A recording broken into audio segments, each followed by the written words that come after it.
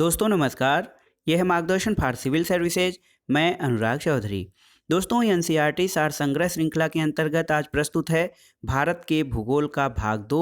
इसके अंतर्गत आप मृदा, प्राकृतिक वनस्पति, जैव विविधता, वन्यजीव अभ्यारण्य तथा राष्ट्रीय उद्यान से संबंधित महत्वपूर्ण वन लाइनर प्रश्नों को पढ़ेंगे। तो आइए शुरू करते हैं आज का वीडियो। सबसे पहले हम देखेंगे मृदा यानी सॉइल से संबंधित महत्वपूर्ण वन लाइनर प्रश्नों को। दोस्तों भारत की मृदाओं का जो वर्गीकरण है वो उत्पत्ति, रंग, संयोजन और अवस्थिति के आधार पर किया गया है। तो ये जो मृदा का वर्गीकरण है उसके अंतर्गत जो प्रमुख वर्गीकरण किया जाता है उसमें जलोढ़ मृदा, काली मृदा, लाल और पीली मृदा, लैटराइट मृदा, शुष्क मृदा, लवणीय मृदा, पीट मृदा और वन मृदा शामिल होती है। दोस्तों मृदा शब्द की उत्पत्ति लैटिन भाषा के शब्द सोलम से हुई है। इसका शाब्दिक अर्थ होता है फर्श यानी कि फ्लोर। तो याद रखिएगा सॉइल जिसका अर्थ मृदा होता है, इसकी उत्पत्ति लैटिन भाषा के सोलम शब्द से हुई है। भारत के सर्वाधिक क्षेत्र में कौन सी मृदा पाई जाती है? तो ये जलोढ़ या कछारी मृदा सर्वाधिक क्षेत्र पर विस्तृत है। रेगुर मृदा को किस नाम से जाना जाता है? तो काली मृदा को रेगुर मृदा के नाम से जाना जाता है। रेगुर मृदा का सर्वाधिक विस्तार किस राज्य में है? तो ये महाराष्ट्र में है। मालवा पठार में किस मृदा की अधिकता है? काली मृदा की अधिकता है मालवा पठार में। दोस्तों काली मृदा को स्वतः जुताई वाली मृदा भी कहा जाता है। ऐसा इसलिए है क्योंकि इसमें सिंचाई की कम आवश्यकता पड़ती है और यह मृदा कपास की खेती के लिए सबसे उपयुक्त मानी जाती है। तो काली या रेगुर मृदा ये कपास की खेती के लिए सर्वाधिक उपयुक्त मानी जाती है।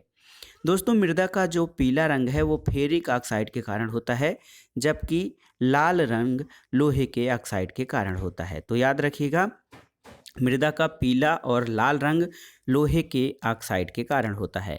लैटराइट मृदा मुख्यतः किन राज्यों में पाई जाती है? तो केरल, कर्नाटक और महाराष्ट्र में लैटराइट मृदा पाई जाती है। और लोहे की मात्रा अधिक होने के कारण कौन सी मृदा दिनों दिन अनुर्वर या इनफर्टिल होती जा रही है? तो ये लैटराइट मृदा लोहे की मात्रा अधिक होने के कारण दिनों दिन अनुपजाऊ होती जा रही है। मृदा की क्षारीयता को कम करने के लिए मृदा में क्या मिलाया जाता है? तो दोस्तों मृदा की क्षारीयता को कम करने के लिए इसमें जिप्सम का प्रयोग किया जाता है। लैटराइट मृदा भारत में मुख्यतः कहाँ पाई जाती है? तो मालाबार तटीय प्रदेश में लैटराइट मृदा पाई जाती है। सबसे कम जल धारण क्षमता किस मृदा की होती है? तो ये है बलुई दोमट मृदा। इसकी जल धारण क्षमता सबसे कम होती है। पौधों को सबसे अधिक जल किस प्रकार की मृदा से मिलता है? चिकनी मृदा से। और मृदा की उर्वरता बढ़ाने के लिए कौन सी फसलें उगाई जाती हैं? ये हैं दलहनी फसलें जो कि मृदा की उर्वरता बढ़ाने के लिए उगाई जाती हैं। दोस्तों चंबल घाटी जो है इसका निर्माण किस भौगोलिक प्रक्रिया से हुआ है? चंबल घाटी का निर्माण अवनलिका अपरदन या गली इरोजन से हुआ है। चाय बागानों के लिए कौन सी मृदा उपयुक्त है? लैटराइट मृदा। और दोमट मृदा यानी एलुवियल सॉइल में कौन से कण पाए जाते हैं? तो दोमट मृदा में गाद, मृत्तिका और रेत के कणों की प्रधानता होती है। भारत के मृदाओं में किस सूक्ष्म तत्व की सर्वाधिक कमी है? तो ये जिंक तत्व की या जस्ता की कमी पाई जाती है। गंगा के मैदान की पुरानी जलोढ़ मृदा क्या कहलाती है? पुरानी जलोढ़ मृदा जो है बांगर कहलाती है और नई जलोढ़ मृदा उसको खादर कहा जाता है। अम्लीय या एसिडिक मृदा को कृषि योग्य बनाने के लिए किस खनिज का प्रयोग किया जाता है? लाइम या चूने का प्रयोग किया जाता है अम्लीय मृदा को कृषि योग्य बनाने के लिए। भारत में सर्वाधिक क्षारीय मृदा किस राज्य में पाई जाती है? तो उत्तर प्रदेश में सर्वाधिक क्षारीय मृदा पाई जाती है। लवणीय मृदा में नाइट्रोजन और चूने की मात्रा बहुत कम पाई जाती है। तो यदि ये प्रश्न पूछा जाए कि जो लवणीय मृदा है उसमें किन तत्वों की कमी पाई जाती है? तो दोस्तों नाइट्रोजन और चूने की अल्पता या कमी पाई जाती है। जैव मृदा या ऑर्गेनिक सॉइल का रंग नीला क्यों होता है? अम्लीय और फेरस आयरन के कारण जैव मृदा का रंग नीला होता है। पश्चिमी राजस्थान की मृदा में किस खनिज की अधिकता पाई जाती है? कैल्शियम की। मरुस्थलीय मृदा में किस पोषक तत्व का अभाव पाया जाता है? तो मरुस्थलीय मृदा में नाइट्रोजन का अभाव पाया जाता है। मृदा अपरदन को किस प्रकार रोका जा सकता है? तो सबसे महत्वपूर्ण जो तरीका है मृदा अपरदन को रोकने का वो है वनारोपण। पीएच मान पावर ऑफ हाइड्रोजन के अनुसार मृदा की प्रकृति किस प्रकार होती है?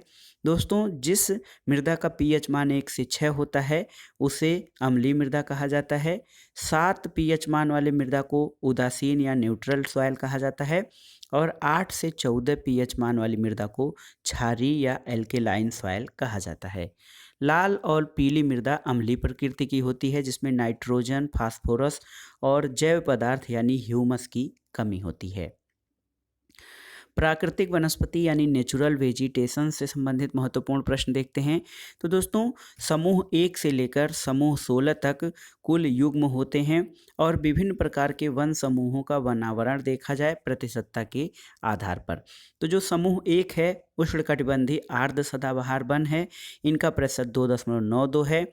समूह 2 में उष्णकटिबंधीय अर्ध सदाबहार वन पाए जाते हैं जो कि 13.79% क्षेत्र पर फैले हुए हैं। समूह 3 में उष्णकटिबंधीय जो है नम पर्णपाती वन पाए जाते हैं, 19.73% पर इसका विस्तार है।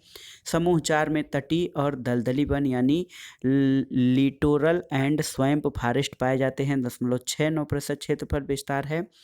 समूह 5 में उष्णकटिबंधीय शुष्क पर्णपाती वन, ये सर्वाधिक बड़े क्षेत्र पर विस्तृत हैं। तो याद रखिएगा, उष्णकटिबंधीय शुष्क पर्णपाती वन जो है 41.87% पर इनका फैलाव पाया जाता है। समूह 6 में उष्णकटिबंधीय कांटेदार वन है 2.25% पर। समूह 7 में उष्णकटिबंधीय शुष्क सदाबहार वन है 0.13%। समूह 8 जो है वो उपोष्णकटिबंधीय चौड़ी पत्ती युक्त पर्वतीय वनों से संबंधित है, इनका विस्तार 2.69% है। और उपोष्णकटिबंधीय कोटधारी वन जो हैं ये 2.69% इनका विस्तार है। समूह 10 में उष्णकटिबंधीय शुष्क सदाबहार वन है 0.03% क्षेत्रफल पर और माउंटेन आर्द्र समशीतोष्ण वन जो हैं वो 0.69% तथा हिमालयी समशीतोष्ण वन जो हैं 4.12%। हिमालयी शुष्क समशीतोष्ण वन जो हैं 0.84% और समूह 14, 15 और 16 में उप अल्पाइन और अल्पाइन वन पाए जाते हैं जो कि 2.55 क्षेत्रफल पर विस्तृत हैं। दोस्तों, सबसे कम जो वनों का विस्तार है वो देखिए, जो सबसे कम वन विस्तार है वो है समूह 10 उपोष्णकटिबंधीय शुष्क सदाबहार वन 0.03 क्षेत्रफल और सर्वाधिक जो है समूह 5 के वनों का विस्तार है उष्णकटिबंधीय शुष्क पर्णपाती वन 41.87% पर। भारत के सर्वाधिक बृहद क्षेत्र में किस प्रकार के वन पाए जाते हैं? तो उष्णकटिबंधीय शुष्क पर्णपाती वन। उष्णकटिबंधीय सदाबहार वन क्षेत्र में औसत वर्षा कितनी होती है? 200 सेंटीमीटर। और भारतीय वनस्पति सर्वेक्षण यानी बॉटेनिकल सर्वे ऑफ इंडिया का संस्थापक सर जॉर्ज किंग थे और इसकी स्थापना 13 फरवरी 1890 को हुई थी। भारत में सिनकोना वृक्ष कहाँ पाया जाता है? दार्जिलिंग में। दार्जिलिंग याद रखिएगा पश्चिम बंगाल में स्थित है। कत्था बनाने के लिए किस वृक्ष की लकड़ी का प्रयोग किया जाता है? खैर वृक्ष की लकड़ी का। और सामाजिक वानिकी में प्रयुक्त बहुउद्देशीय वृक्ष का उदाहरण कौन है? खेजड़ी या खेजड़ी को सामाजिक वानिकी के अंतर्गत बहुउद्देशीय वृक्ष कहा जाता है।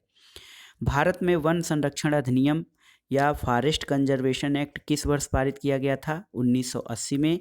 सागौन और साल, सागौन जो टीक ट्री होता है और साल का मीनिंग साल है, उसके वृक्ष किस प्रकार के वनों में पाए जाते हैं? तो सागौन और साल उष्णकटिबंधीय आर्द्र पर्णपाती वनों में पाए जाते हैं। पश्चिमी हिमालय की शीतोष्ण पेटी में देवदार वृक्षों का बाहुल्य पाया जाता है। तो याद रखिएगा, देवदार वृक्षों का बाहुल्य पश्चिमी घाट की शीतोष्ण पेटी में पाया जाता है। बांस यानी बैम्बू की कौन सी प्रजाति छत्तीसगढ़ में सर्वाधिक पाई जाती है? ये है लाठी बांस। अगला प्रश्न है, लंबी जड़ों और नुकीले कांटों अथवा सूल युक्त झाड़ियों और लघु वृक्षों वाले वन सामान्यतः कहाँ पाए जाते हैं? राजस्थान में। और संयुक्त राष्ट्र खाद्य कृषि संगठन की नवीन रिपोर्ट के अनुसार वास्तविक स्तर पर वन क्षेत्रों में सर्वाधिक वृद्धि भारत में विश्व के कौन सा स्थान है? तो 8वां स्थान प्राप्त है। दोस्तों, भोजपत्र भुर्ज वृक्ष कहाँ पर पाया जाता है? तो भोजपत्र या भुर्ज वृक्ष ये हिमालय में पाया जाता है। पलाश, जिसका कि वानस्पतिक नाम ब्यूटिया मोनोस्पर्मा है, इसके वृक्ष को जंगल की आग भी कहा जाता है। तो पलाश दोस्तों उत्तर प्रदेश का जो है राजकीय फूल भी है पलाश, और इसके वृक्ष को जंगल की आग कहा जाता है। भारत के किस राज्य में सागौन के वन पाए जाते हैं? तो मध्य प्रदेश में सागौन के वन पाए जाते हैं। और समुद्र तल से सर्वाधिक ऊंचाई पर पाए जाने वाला वृक्ष कौन सा है? ये है देवदार वृक्ष। चिपको आंदोलन के प्रणेता कौन थे? सुंदरलाल बहुगुणा। और भारतीय वन सर्वेक्षण यानी फॉरेस्ट सर्वे ऑफ इंडिया की स्थापना कब की गई थी? 1 जून 1981 को भारतीय वन सर्वेक्षण की स्थापना की गई थी।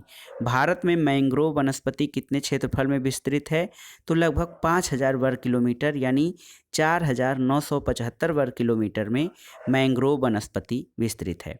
भारतीय वन प्रबंधन संस्थान यानी Indian institute of forest management IIFM की स्थापना 1982 में भोपाल में की गई थी। तो याद रखिएगा, भारतीय वन प्रबंधन संस्थान भोपाल में स्थित है। भारत के कुल 8 वनस्पति क्षेत्र हैं, बॉटेनिकल जोन्स भारत में। इनको देख लेते हैं, आइए। पहला है कि पश्चिमी हिमालयी क्षेत्र, कश्मीर से कुमायूं तक इसका विस्तार है, और इसमें शीतोष्ण कटिबंधीय भाग में चीड़, देवदार, शंकुधारी वृक्ष यानी कोनीफर वाले चौड़ी पत्ती वाले शीतोष्ण वृक्ष, और अल्पाइन क्षेत्र में यानी शीतोष्ण से ऊपरी सीमा में श्वेत देवदार, श्वेत भोज वृक्ष और सदाबहार वृक्ष पाए जाते हैं। दूसरा क्षेत्र है पूर्वी हिमालयी क्षेत्र, जिसका विस्तार सिक्किम से दार्जिलिंग तक है। इसमें शीतोष्ण क्षेत्र में ओक, जायफल, द्विफल और बड़े फूलों वाले सदाबहार वृक्ष और छोटी बेंत के जंगल पाए जाते हैं। तीसरा क्षेत्र है भारत का तीसरा वनस्पतिक क्षेत्र असम क्षेत्र है, जिसमें ब्रह्मपुत्र और सुरमा घाटियां हैं। इनमें सदाबहार वन और बीच बीच में घने बांसों की लंबे घासों के झुरमुट पाए जाते हैं। सिंधु का मैदानी क्षेत्र जो है, इसका विस्तार पंजाब, पश्चिमी राजस्थान और उत्तरी गुजरात के मैदान हैं। यह क्षेत्र जो है शुष्क और गर्म है, इसमें कटीले वन और झाड़ियाँ मिलती हैं। पांचवा वानस्पतिक क्षेत्र जो है वो गंगा का मैदानी भाग है, जिसका विस्तार कछारी मैदान तक है। इसमें गेहूं, चावल और गन्ने की खेती होती है। दक्कन क्षेत्र भारतीय प्रायद्वीप समग्र भूमि है। इसमें पतझड़ वाले वृक्षों के जंगलों से लेकर तरह तरह की जंगली झाड़ियां हैं। सातवां वनस्पति क्षेत्र जो है वो प्रायद्वीपीय तट है, जिसमें घने जंगलों के अतिरिक्त व्यापारिक फसलें पाई जाती हैं, जैसे नारियल, सुपारी, काली मिर्च, काफ़ी, चाय, रबर, काजू इत्यादि। तो मालाबार क्षेत्र जो है आर्थिक दृष्टि से जो मसाले और हमारे खाद्य में यूज होने वाले सामग्रियां हैं उनके लिए बहुत ही महत्वपूर्ण है। और आठवां वनस्पतिक क्षेत्र अंडमान क्षेत्र है, इसका विस्तार अंडमान द्वीप तक है। इसमें सदाबहार, अर्ध सदाबहार, कच्छ वनस्पति, समुद्र तटीय और अपलावी जंगलों की अधिकता है। अगला देखते हैं दोस्तों, भारत के प्रमुख वानिकी शोध संस्थान। तो forest research institute Dehradun Uttarakhand में स्थित है। इसकी स्थापना 1906 में की गई थी। Arid forest research institute Jodhpur Rajasthan में है, 1985 में इसकी स्थापना की गई थी। Institute of would science and technology 1938 में बेंगलुरु कर्नाटक में इसकी स्थापना की गई थी। रेन फॉरेस्ट रिसर्च इंस्टीट्यूट ये 1988 में स्थापित किया गया था, जोरहाट असम में स्थित है। Institute of forest genetic and tree breeding ये कोयम्बटूर तमिलनाडु में स्थित है, 1988 में स्थापना हुई थी। अगला है दोस्तों, centre of social forestry and eco rehabilitation Prayagraj में स्थित है, 1992 में स्थापित किया गया था। प्रयागराज उत्तर प्रदेश में है, इसका पुराना नाम इलाहाबाद था। हिमालयन फॉरेस्ट रिसर्च इंस्टीट्यूट 1977 में स्थापित किया गया था, शिमला हिमाचल प्रदेश में स्थित है। Advance centre for biotechnology and mangrove forest ये 1997 में इसकी स्थापना हैदराबाद जो कि तेलंगाना में है वहाँ पर की गई थी। ट्रॉपिकल फॉरेस्ट रिसर्च इंस्टीट्यूट 1988 में जबलपुर में स्थापित किया गया था। और institute of forestry research and human resource development Chhindwara Madhya Pradesh में स्थित है, जो 1995 में स्थापित किया गया था। इसके अलावा दोस्तों, इंस्टीट्यूट ऑफ फॉरेस्ट प्रोडक्टिविटी 1993 में इसकी स्थापना रांची में की गई थी, जो झारखंड राज्य में स्थित है। और Indian plywood industry research and training institute 1962 में इसकी स्थापना बेंगलुरु कर्नाटक में की गई थी। और Indian institute of forest management आपने पढ़ा भोपाल में स्थित है, भोपाल मध्य प्रदेश में। 1982 में इसकी स्थापना की गई थी। जीबी पंत हिमालय पर्यावरण और विकास संस्थान यानी गोविंद बल्लभ पंत हिमालय पर्यावरण और विकास संस्थान अल्मोड़ा उत्तराखंड में स्थित है। 1988 में इस संस्थान की स्थापना की गई थी। उष्णकटिबंधीय वनस्पति उद्यान और अनुसंधान संस्थान 1979 में स्थापित हुआ था, तिरुवनंतपुरम केरल में स्थित है। दोस्तों, वृक्षों को बचाने के लिए एक चिपको आंदोलन चलाया गया था। इसकी शुरुआत उत्तराखंड के टिहरी गढ़वाल जनपद से की गई थी। अब आइए देखते हैं दोस्तों, परीक्षाओं की दृष्टि से अत्यंत ही महत्वपूर्ण अध्याय जो है जैव विविधता यानी बायोडाइवर्सिटी। इसमें हम जो है चित्र के माध्यम से या मानचित्र के माध्यम से भारत के प्रमुख राष्ट्रीय उद्यानों के संबंध में पढ़ेंगे। तो ऊपर से देखते हैं, लद्दाख में एक है, लद्दाख हमारा केंद्र शासित प्रदेश है, इसमें एक राष्ट्रीय उद्यान है हेमिस राष्ट्रीय उद्यान। जम्मू कश्मीर में 3 राष्ट्रीय उद्यान हैं, सिटी फॉरेस्ट या सलीम अली नेशनल पार्क, दाचीगाम और किश्तवाड़। इसके अलावा देखिए हिमाचल प्रदेश में 5 राष्ट्रीय उद्यान हैं, बृहद हिमालय, इंदर किला, खीरगंगा, पिन वैली और सिम्बालभारा। तो ये हिमाचल प्रदेश के 5 राष्ट्रीय उद्यान। उत्तराखंड राज्य में 6 राष्ट्रीय उद्यान हैं, जिम कार्बेट, गंगोत्री, गोविंद पशु विहार, नंदा देवी नेशनल पार्क, राजाजी और फूलों की घाटी। ये देखिए दोस्तों, हरियाणा में 2 हैं, कालेश्वर और सुल्तानपुर नेशनल पार्क। इसके अलावा राजस्थान में 5 नेशनल पार्क हैं, Mukundara hills, desert national park, Keoladeo Ghana पक्षी विहार और रणथंभौर तथा सरिस्का। उत्तर प्रदेश में केवल एक नेशनल पार्क है, दुधवा नेशनल पार्क, जो लखीमपुर खीरी जिले में स्थित है। बिहार में एक नेशनल पार्क है, वाल्मीकि नेशनल पार्क। सिक्किम में एक कंचनजंगा नेशनल पार्क है। मेघालय में आपके 2 हैं, बालपक्रम और नोक्रेक रिज। अरुणाचल प्रदेश में 2 नेशनल पार्क, माउलिंग और नामदफा। असम में 5 हैं, डिब्रू सैखोवा, काजीरंगा, मानस, नामेरी और ओरांग। नागालैंड में 1 national park, Intanki national park. Manipur में काबुल लामजाओ और सिरोही राष्ट्रीय उद्यान। मिजोरम में मुरलेन राष्ट्रीय उद्यान और पवंग फुई नीला पर्वत। पश्चिम बंगाल में आपके 6 नेशनल पार्क स्थित हैं, बुक्सा, गोरुमारा, नोएराबोयली और सिंगालीला सुंदरबन तथा जल्दापारा। उड़ीसा में, झारखंड में दोस्तों आपका एक बेतला राष्ट्रीय उद्यान। उड़ीसा में 2 हैं, भितरकनिका और सिमलीपाल। छत्तीसगढ़ में इंद्रावती या कुटरू राष्ट्रीय उद्यान, कांगेर घाटी और गुरु घासीदास। संजय गांधी राष्ट्रीय उद्यान। दोस्तों ये देखिए महाराष्ट्र में जो हैं, महाराष्ट्र में आपके 6 राष्ट्रीय उद्यान हैं, चांदोली राष्ट्रीय उद्यान, गोगामल राष्ट्रीय उद्यान, नावेगांव, पेंच, संजय गांधी टडोबा यानी बोरीवली राष्ट्रीय उद्यान। इसके अलावा मध्य प्रदेश में सर्वाधिक राष्ट्रीय उद्यान हैं, बांधवगढ़, फासिल, कान्हा, माधव और पन्ना, संजय गांधी, सतपुड़ा, वन विहार, डायनासोर और कूनो नेशनल पार्क। तो सबसे अधिक नेशनल पार्क मध्य प्रदेश में स्थित हैं। ये देखिए दोस्तों, महाराष्ट्र में आपने देख लिया कि 6 नेशनल पार्क हैं। गोवा में एक महावीर या मोलम नेशनल पार्क है। गुजरात में जो है 4 नेशनल पार्क हैं, बंसदा, ब्लैकबक, गिर, मैरीन यानी कच्छ की खाड़ी। इसके अलावा तेलंगाना में 3 हैं, कोसु ब्रह्मानंद रेड्डी, महावीर हरिना वंशस्थली और मृगावती। आंध्र प्रदेश में 3 नेशनल पार्क हैं, पापीकोंडा, राजीव गांधी और श्री वेंकटेश्वर। कर्नाटक में 5 नेशनल पार्क हैं आपके, Anshi national park, Bandipur sanctuary, Bannerghatta, Kudremukh और राजीव गांधी यानी नागरहोल नेशनल पार्क। केरल में 6 नेशनल पार्क हैं, अनाईमुड़ी, इराविकुलम, मथिकतल 16, पराम्बिकुलम 16, पेरियार और साइलेंट वैली। साइलेंट वैली बहुत ही बार परीक्षाओं में पूछा गया है।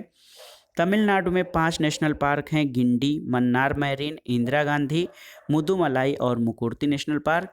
इसके अलावा देखिए दोस्तों, अंडमान और निकोबार द्वीप समूह में Campbell, गालाथिया, Mahatma Gandhi marine national park, मध्य बटन द्वीप, माउंट हैरियट, उत्तरी बटन द्वीप, झांसी रानी मैरीन, सैडल पीक और साउथ बटन द्वीप यानी 8 नेशनल पार्क। अंडमान निकोबार में कुल 9 नेशनल पार्क स्थित हैं। दोस्तों ये था लिस्ट मानचित्र के अनुसार नेशनल पार्कों का। दोस्तों, विलुप्त हो रहे जीवों और पेड़ पौधों के जीनों के संरक्षण के लिए नॉर्वे द्वारा अंतर्राष्ट्रीय जीन बैंक की स्थापना की जा रही है। तो ऐसे जीव जंतु और पेड़ पौधे जो विलुप्त हो रहे हैं उनके संरक्षण के लिए नॉर्वे स्कैंडिनेवियन देश है, उसके द्वारा एक अंतर्राष्ट्रीय जीन बैंक की स्थापना की जा रही है। भारत का सबसे बड़ा वानस्पतिक उद्यान यानी बॉटनिकल गार्डन कहाँ है? ये कोलकाता में है। काजीरंगा राष्ट्रीय उद्यान असम में है। ये किसके लिए प्रसिद्ध है? एक सींग वाले गैंडे के लिए। महात्मा गांधी मरीन राष्ट्रीय उद्यान किस राज्य में है? अंडमान और निकोबार द्वीप समूह में। जीवाश्म यानी फॉसिल नेशनल पार्क ये मांडला मध्य प्रदेश में है। कान्हा राष्ट्रीय उद्यान मध्य प्रदेश में, ये रॉयल बंगाल टाइगर के लिए प्रसिद्ध है। वर्ष 1974 में स्थापित नामदफा राष्ट्रीय उद्यान अरुणाचल प्रदेश में है। बांदीपुर राष्ट्रीय उद्यान कर्नाटक, ये कब स्थापित किया गया था? 1974 में। नागरहोल राष्ट्रीय उद्यान, ये कर्नाटक का परिवर्तित नाम क्या है? राजीव गांधी राष्ट्रीय उद्यान। नोक्रेक जैवमंडली क्षेत्र मेघालय में स्थित है। भारत का प्रथम राष्ट्रीय उद्यान कौन था? तो दोस्तों ये Jim Corbett national park Bharat का प्रथम राष्ट्रीय उद्यान था। रणथंभौर वन्य विहार किस राज्य में स्थित है? राजस्थान में स्थित है। अब आइए देखते हैं प्रमुख वन्य जीव अभ्यारण्य यानी वाइल्ड लाइफ सेंचुरीज।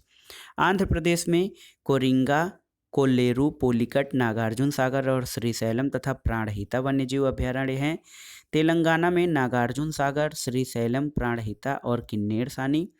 बिहार में देखिए जो वन्य जीव अभ्यारण्य है दोस्तों, बरेला झील, जुजबा सहनी पक्षी विहार, भीम बांध, गौतम बुद्ध, कांवर झील, कैमूर, वाल्मीकि तथा विक्रमशिला और गंगा डॉल्फिन। चंडीगढ़ में सुखना झील वन्य जीव अभ्यारण्य है। और देखिए ये जो छत्तीसगढ़ है यहाँ पर अचानक मार और सीता नदी वाइल्ड लाइफ सेंचुरीज हैं। गोवा में भगवान महावीर जिसका नाम मोल्लेम वाइल्ड लाइफ सेंचुरीज है। और गुजरात में ग्रेट इंडियन बस्टर्ड, गिर, कच्छ की खाड़ी, नल सरोवर, नारायण सरोवर, पूर्णा और जंगली गधा के लिए संरक्षण के लिए वाइल्ड लाइफ सेंचुरीज बनाए गए हैं। हिमाचल प्रदेश में चंद्रताल, पोंग डैम झील और रेणुका। जम्मू कश्मीर में चांगथाल झील, शीत मरुस्थल, होकेरसल और सोरेनसर मानसर। झारखंड में डालमा, गौतम बुद्ध, हजारीबाग, पारसनाथ, पलामू और तोपचंची। तथा कर्नाटक में डांडेली, घाटप्रभा, चिंचोली और तालकावेरी। केरल में थडिक्कड़, इडुक्की, नेय्यार, पराम्बिकुलम, मालाबार, पेरियार, वायनाड और कुमारकाम वाइल्ड लाइफ सेंचुरीज। और देखिए मध्य प्रदेश में जो है बोरी, गांधी सागर, राष्ट्रीय चंबल, पन्ना, तातापानी, सोन और घड़ियाल। महाराष्ट्र में फणसाड़, बोर, कलसूबाई, हरिश्चंद्र घाट, मेलघाट, नगजीरा पक्षी, पेनगंगा, उमरेद, करहांडला जो हैं वाइल्ड लाइफ सेंचुरीज। उड़ीसा में भितरकनिका, चिल्का, गाहिर माथा, नंदनकानन, सतकोसिया गार्ज, सिमलीपाल ये स्थित हैं। पंजाब में हरिके झील है। राजस्थान में माउंट आबू, सरिस्का, जवाहर सागर, राष्ट्रीय चंबल और वन विहार स्थित हैं। तमिलनाडु में जो वाइल्ड लाइफ सेंचुरीज हैं वो उसमें कोडई कनाल, नेल्लई, पॉइंट कैलिमर, पुलिकट झील, सत्यमंगलम, कल्लकड़, गांधी सागर, इंदिरा गांधी तथा वेदाथंगल वाइल्ड लाइफ सेंचुरीज हैं। उत्तर प्रदेश में बखिरा, कैमूर, महावीर स्वामी, राष्ट्रीय चंबल, ओखला पक्षी विहार तथा पटना पक्षी विहार स्थित हैं। दिल्ली में Asola Bhatti, Indira Priyadarshini wildlife sanctuaries. Arunachal Pradesh में पखुई, सेसा और आर्किड। असम में दीपोर बिल, पूर्वी कार्बी आंगलांग और लोवा खोआ। मिजोरम में डम्फा और थोरांटलाग। सिक्किम में किताम और पंगोलखा। त्रिपुरा में गुमटी और सिपाहीजाला। नागालैंड में फाकिम वाइल्ड लाइफ सेंचुरीज और उत्तराखंड में केदारनाथ वाइल्ड लाइफ सेंचुरीज स्थित है। दोस्तों भारत का प्रथम गिद्ध प्रजनन केंद्र विलुप्त हो रहे गिद्धों के संरक्षण और बचाव के लिए पिंजौर हरियाणा में स्थापित किया गया है, जबकि दूसरा राजभटखावा पश्चिम बंगाल में स्थित है। तो भारत में गिद्ध प्रजनन केंद्र पिंजौर हरियाणा और राजभटखावा पश्चिम बंगाल में स्थित हैं। सिमलीपाल वन्यजीव अभ्यारण्य उड़ीसा राज्य के किस जिले में है? ये मयूरभंज जिले में। भरतपुर पक्षी विहार राजस्थान में भारत में साइबेरियन सारस के लिए प्रसिद्ध है। इसे केवला देव घाना पक्षी विहार के नाम से भी जाना जाता है। संयुक्त राष्ट्र संघ द्वारा जैव विविधता दशक किसे घोषित किया गया? 2011 से 2020 को। बांधवगढ़ राष्ट्रीय उद्यान मध्य प्रदेश में है, इसकी स्थापना कब की गई? 1968 में। और एकमात्र अभयारण्य या सेंचुरी जहां पर कश्मीरी स्टैग पाया जाता है वो है दाची गाम राष्ट्रीय उद्यान, जम्मू कश्मीर में। जंगली गधा या वाइल्ड एस कहाँ पाया जाता है? कच्छ के रण में। शेर की पूंछ वाला मकाऊ मुख्यतः कहाँ पाया जाता है? ये साइलेंट वैली राष्ट्रीय उद्यान केरल में पाया जाता है। मुदुमलाई पशु विहार किन दो राज्यों की सीमा पर है? कर्नाटक और केरल। दोस्तों, केरल में पेरियार राष्ट्रीय उद्यान है जो कि हाथी अभयारण्य और बाघ अभयारण्य के लिए जाना जाता है। मानस वन्यजीव विहार कहाँ पर स्थित है? तो काजीरंगा और मानस जो हैं ये असम में स्थित हैं। विश्व का एकमात्र तैरता हुआ राष्ट्रीय उद्यान यानी फ्लोटिंग नेशनल पार्क कौन सा है? केबुल लामजाओ मणिपुर में स्थित है। अब आइए देखते हैं महत्वपूर्ण पर्यावरणीय दिवस। राष्ट्रीय विज्ञान दिवस 28 फरवरी, विश्व वानिकी दिवस 21 मार्च को, विश्व जल दिवस 22 मार्च को, विश्व मौसम विज्ञान दिवस 23 मार्च को, अर्थ आवर दिवस मार्च के अंतिम शनिवार को मनाया जाता है। विश्व स्वास्थ्य दिवस 7 अप्रैल को, पृथ्वी दिवस प्रतिवर्ष 22 अप्रैल को और विश्व जैव विविधता दिवस 22 मई को। पृथ्वी दिवस 22 अप्रैल, विश्व जैव विविधता दिवस यानी बायोडाइवर्सिटी डे 22 मई को, तंबाकू मुक्ति दिवस 31 मई को और विश्व पर्यावरण दिवस 5 जून को मनाया जाता है। विश्व जनसंख्या दिवस दोस्तों 11 जुलाई को, विश्व बाघ दिवस 29 जुलाई, विश्व ओजोन दिवस तो ओजोन संरक्षण दिवस 16 सितंबर को, विश्व गैंडा दिवस 22 सितंबर, विश्व खाद्य दिवस 16 अक्टूबर को, संयुक्त राष्ट्र दिवस 24 अक्टूबर 1945 को इसकी स्थापना हुई थी। विश्व पर्यावरण संरक्षण दिवस 25 नवंबर, याद रखिएगा 25 नवंबर विश्व पर्यावरण संरक्षण दिवस। मानवाधिकार दिवस 10 दिसंबर और राष्ट्रीय प्रदूषण रोकथाम दिवस 2 दिसंबर को तथा राष्ट्रीय ऊर्जा संरक्षण दिवस 14 दिसंबर को मनाया जाता है। दोस्तों, गर्म पानी अभयारण्य किस राज्य में स्थित है? तो ये असम में स्थित है। क्वागा किस पशु की विलुप्त प्रजाति है? जेबरा की। और डॉक्टर सलीम अली को बर्डमैन ऑफ इंडिया यानी भारतीय पक्षी विज्ञानी के रूप में प्रसिद्धि प्राप्त है। कंचनजंगा राष्ट्रीय उद्यान राष्ट्रीय पार्क जो कि सिक्किम में स्थित है, ये किस वर्ष स्थापित हुआ था? 1977 में। और गिर वन किस राज्य में स्थित है? दोस्तों, गिर वन जो है वो एशियाटिक लायंस के लिए प्राकृतिक पर्यावास या नेचुरल हैबिटेट है जो कि गुजरात राज्य में स्थित है। भारतीय प्राणी सर्वेक्षण का मुख्यालय कहाँ पर है? तो ये कोलकाता में स्थित है, जूलॉजिकल सर्वे ऑफ इंडिया का मुख्यालय। हिम तेंदुआ या स्नो लेपर्ड भारत में कहाँ पाया जाता है? दोस्तों, ये सिक्किम में है। सारस किस राज्य का राजकीय पक्षी है? उत्तर प्रदेश का। नल सरोवर पक्षी विहार किस राज्य में है? ये गुजरात में है। और यूनेस्को द्वारा भारत के कितने जैवमंडल आरक्षित क्षेत्रों को मान्यता प्रदान की गई है?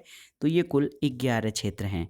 दोस्तों, गुजरात के कच्छ के रण में स्थित एशिया के सबसे बड़े घास के मैदान को किस नाम से जाना जाता है? बन्नी घास भूमि या बन्नी ग्रासलैंड। भारत में जैवमंडल आरक्षित क्षेत्रों की संख्या कितनी है? दोस्तों, यूनेस्को द्वारा जो भारत में जैवमंडल आरक्षित क्षेत्रों को मान्यता दी गई है वो 11 हैं, जबकि भारत में जैवमंडल आरक्षित क्षेत्र यानी बायोस्फीयर रिजर्व की संख्या 18 है। राष्ट्रीय बाघ संरक्षण प्राधिकरण नेशनल टाइगर कंजर्वेशन अथॉरिटी जो है, इसकी स्थापना 1973 में हुई थी और इसका उद्देश्य बाघों का सर्वांगीण संरक्षण करना था। यहाँ पर देखिए, भारत के 18 जैवमंडलीय आरक्षित क्षेत्र या बायोस्फीयर रिजर्व जो हैं वो उनकी स्थापना वर्ष, नाम और किस राज्य में स्थित हैं उनके बारे में दिया गया है। नीलगिरी 1986 में इसकी स्थापना हुई थी, तमिलनाडु, केरल और कर्नाटक राज्य में है। दूसरा है नंदा देवी जो 1988 में स्थापित किया गया था, उत्तराखंड में है। नोकरेक मेघालय में है, 1988 में इसकी स्थापना हुई थी। मन्नार की खाड़ी तमिलनाडु में है, 1989 में। सुंदरवन पश्चिम बंगाल में स्थित है, 1989 में जैवमंडल आरक्षित क्षेत्र घोषित किया गया। मानस असम में स्थित है, 1989 में। ग्रेट निकोबार जैवमंडल आरक्षित क्षेत्र अंडमान निकोबार द्वीप समूह में है। सिमलीपाल उड़ीसा में है जो 1994 में स्थापित किया गया था। डिब्रू सैखोवा बायोस्फीयर रिजर्व 1997 में इसको मान्यता दी गई, असम में स्थित है। दिहांग दिगाम जो 10वां हमारा बायोस्फीयर रिजर्व है, ये अरुणाचल प्रदेश में स्थित है। 1999 में इसको आरक्षित क्षेत्र घोषित किया गया। पंचमढ़ी मध्य प्रदेश में है। 1999 में जयमंडली आरक्षित क्षेत्र घोषित किया गया। कंचनजंगा जयमंडल आरक्षित क्षेत्र सिक्किम में है। सन 2000 में इसको मान्यता दी गई। अगस्त्य मलाई जो है तमिलनाडु और केरल राज्य में विस्तृत है। 2001 में इसको बायोस्फीयर रिजर्व घोषित किया गया। अचानक मार अमरकंटक मध्य प्रदेश छत्तीसगढ़ में स्थित है। 2005 में मान्यता प्राप्त हुआ। कच्छ का रण या ग्रेटर कच्छ का रण 2008 में ये गुजरात राज्य में स्थित है। Cold desert biosphere reserve Himachal Pradesh में स्थित है। 2009 में इसकी स्थापना की गई और शेषाचलम पहाड़ी 2010 में ये आंध्र प्रदेश राज्य में स्थित है। इसके अलावा पन्ना बायोस्फीयर रिजर्व 2011 में स्थापित किया गया, ये मध्य प्रदेश में स्थित है। अगला प्रश्न है दोस्तों, जयमंडल आरक्षित क्षेत्र नंदा देवी किस राज्य में स्थित है? ये उत्तराखंड में है। और भारत के किस राज्य या केंद्र शासित प्रदेश में विविध समुद्री पेड़ पौधे तथा जंतुओं को संरक्षित करने के लिए जैव आरक्षित क्षेत्र स्थापित किया गया है? अंडमान निकोबार द्वीप समूह में। वाल्मीकि बाघ आरक्षित क्षेत्र किस राज्य में स्थित है? ये पश्चिम बंगाल में है। और दोस्तों रामसर समझौते या नम भूमि आर्द्र भूमि संरक्षण क्षेत्र के लिए जो रामसर समझौता किया गया था, उसके अंतर्गत भारत के कुल 37 आर्द्र भूमि क्षेत्र हैं। भारत के 37 आर्द्र भूमि क्षेत्रों को आप इस प्रकार से देख सकते हैं दोस्तों। ये देखिए, आंध्र प्रदेश में कोलेरू झील, असम में दीपोर झील, हिमाचल प्रदेश पैंगडैम रेणुका आर्द्रभूमि और चंद्रताल आर्द्रभूमि, जम्मू कश्मीर में बुलर झील, होकेरसर झील और सुरिनसर तथा मानेसर झील, लद्दाख में सो मोरारी झील, केरल में अष्टमुदी आर्द्रभूमि, षष्ठम कोट्टा झील और बेम्बनाड कोल आर्द्रभूमि, मध्य प्रदेश में भोज आर्द्रभूमि, मणिपुर में लोकटक आर्द्रभूमि, उड़ीसा में चिल्का झील और भितरकनिका मैंग्रोव, पंजाब में जो दोस्तों आर्द्रभूमि क्षेत्र है वो हरके झील, कांजली झील, रोपड़ झील, केशोपुर मियाँ सामुदायिक रिजर्व, ब्यास कंजर्वेशन रिजर्व और नांगल वन्यजीव अभयारण्य है। राजस्थान में सांभर झील और केवलादेव राष्ट्रीय पार्क के अंतर्गत जो है आर्द्रभूमि क्षेत्र घोषित है। तमिलनाडु पॉइंट कैलीमरे में, त्रिपुरा में रुद्रसागर झील और उत्तर प्रदेश में अपर गंगा नदी, नवाबगंज पक्षी अभयारण्य, पार्वती अरंगा पक्षी विहार जो है, समस्तपुर पक्षी विहार, सांडी पक्षी विहार, सरसई नवार झील और समन पक्षी विहार, ये जो हैं उत्तर प्रदेश के रामसर समझौते के अंतर्गत आर्द्रभूमि है। पश्चिम बंगाल जो है, यहाँ पर सबसे बड़ा आर्द्रभूमि क्षेत्र है पूर्वी कलकत्ता आर्द्रभूमि तथा सुंदरवन। गुजरात में नल सरोवर पक्षी अभयारण्य तथा महाराष्ट्र में नंदुर मद महेश्वर आर्द्रभूमि क्षेत्र है, जो कि रामसर सम्मेलन के अंतर्गत शामिल है। दोस्तों क्षेत्रफल की दृष्टि से अगर जो देखा जाए तो सबसे बड़ा जैव मंडल क्षेत्र या बायोस्फीयर रिजर्व मन्नार की खाड़ी और सबसे छोटा बायोस्फीयर रिजर्व डिब्रू सैखोवा असम है। यहाँ पर देखिए एक सूची दी गई है। भारत में 50 बाघ आरक्षित क्षेत्र हैं जो इस प्रकार से हैं दोस्तों। असम में काजीरंगा, मानस, नामेरी और ओरांग। अरुणाचल प्रदेश में नामदफा, पक्के या पखुई तथा कामलांग। आंध्र प्रदेश में याद रखिएगा नागार्जुन सागर और श्रीशैलम। तेलंगाना में कावल, अमराबाद। बिहार में वाल्मीकि। छत्तीसगढ़ में इंद्रावती, अचानकमार और उदंती। झारखंड में पलामू। कर्नाटक में बांदीपुर, नागरहोल, भद्रा, दांदेली, अंसी, बिलीगिरी और रंगनाथ। केरल में पेरियार, परम्बकुलम। मिजोरम में डंपा। मध्य प्रदेश को टाइगर स्टेट भी कहा जाता है। यहाँ पे बाघ आरक्षित क्षेत्र बांधवगढ़, सतपुड़ा, कान्हा, पन्ना, पेंच, संजय तथा दुबरी हैं। महाराष्ट्र में मेलघाट, पेंच, तादोवा, अंधेरी, सह्याद्री, बोर, नागजीरा। राजस्थान में Ranthambore tiger reserve, Sariska tiger reserve, Mukundara hill. Uttar Pradesh में दुधवा, पीलीभीत और अमनगढ़। तमिलनाडु में जो है कालकड़, मुंदुथेरई, अन्नामलाई, मधुमलाई और सत्यमंगलम। उत्तराखंड में जिम कार्बेट जो कि पहला टाइगर बाघ रिजर्व और दूसरा है राजाजी। पश्चिम बंगाल में बुक्सा और सुंदरबन तथा उड़ीसा में सिमलीपार और सतकोसिया। ये भारत के 5 भारत के 50 यानी 50 बाघ आरक्षित क्षेत्रों की स्थिति थी। अब आइए देखते हैं प्रमुख वन्य जीव संरक्षण परियोजनाएं। बाघ परियोजना याद रखिएगा 1973 में बाघ संरक्षण के लिए चलाई गई। गिद्ध संरक्षण परियोजना 2006 में गिद्धों को विलुप्त होने से बचाने के लिए चलाया गया। गिर सिंह परियोजना 1973 में गिर अभ्यारण्य में गुजरात के सहयोग से। हाथी परियोजना 1992 में झारखंड के सिंहभूम जिले से प्रारंभ की गई थी। कस्तूरी मृग परियोजना देखिए बहुत ही महत्वपूर्ण है, 1970 में कस्तूरी मृग के संरक्षण के लिए। लाल पांडा परियोजना 1996 में विश्व प्राकृतिक निधि यानी WWF world wild life fund के सहयोग से पद्मजा नायडू हिमालयन प्राणी उद्यान में आरंभ किया गया था। थामिन मृग परियोजना 1977 में मणिपुर में पाए जाने वाले थामिन मृगों के लिए संरक्षण के लिए। कछुआ संरक्षण परियोजना 1975 में उड़ीसा के भितरकनिका में पाए जाने वाले ओलिव रिडले कछुआ तथा ये जो कछुए की प्रजाति है दक्षिणी अमेरिकी कछुए की प्रजाति है। गैंडा परियोजना 1987 में एक सींग वाले गैंडे के संरक्षण के लिए। असम के मानस अभ्यारण्य और काजीरंगा वन्य उद्यान तथा पश्चिम बंगाल का जल्दापारा अभ्यारण्य गैंडों के लिए मुख्य शरण स्थली है। घड़ियाल प्रजनन परियोजना 1975 में भारत सरकार ने जो है उड़ीसा से यह परियोजना प्रारंभ की। इसका विस्तार कुकरैल लखनऊ में, राजस्थान, मध्य प्रदेश, महाराष्ट्र, अंडमान, असम, बिहार और नागालैंड में भी किया गया है। तो ये भारत में प्राणियों या जो है वन्य जीव संरक्षण के लिए महत्वपूर्ण परियोजनाएं थी। दोस्तों एक फैक्ट है आपके लिए, प्रवाल भित्तियां जो हैं वो 60 से 70 मीटर तक गहरे स्वच्छ या कम लवणीय जल में 20 डिग्री सेल्सियस से 21 डिग्री तापमान वाले क्षेत्र में पाई जाती हैं। तो ये था आज का वीडियो दोस्तों, NCERT सार संग्रह भारत के भूगोल का भाग 2, जिसमें आपने सामान्य अध्ययन के भूगोल खंड के लिए महत्वपूर्ण मृदा, प्राकृतिक वनस्पति, जैव विविधता, वन्य जीव अभ्यारण्य, राष्ट्रीय उद्यान तथा वन्य जीव संरक्षण से संबंधित महत्वपूर्ण योजना और परियोजनाओं के बारे में पढ़ा। इसका अगला भाग हम आगे की वीडियो में कवर करेंगे। वीडियो आपको कैसा लगा हमें कमेंट बॉक्स में ज़रूर बताइएगा। वीडियो को लाइक करें, शेयर करें और इस चैनल मार्गदर्शन फॉर सिविल सर्विसेज को सब्सक्राइब करें।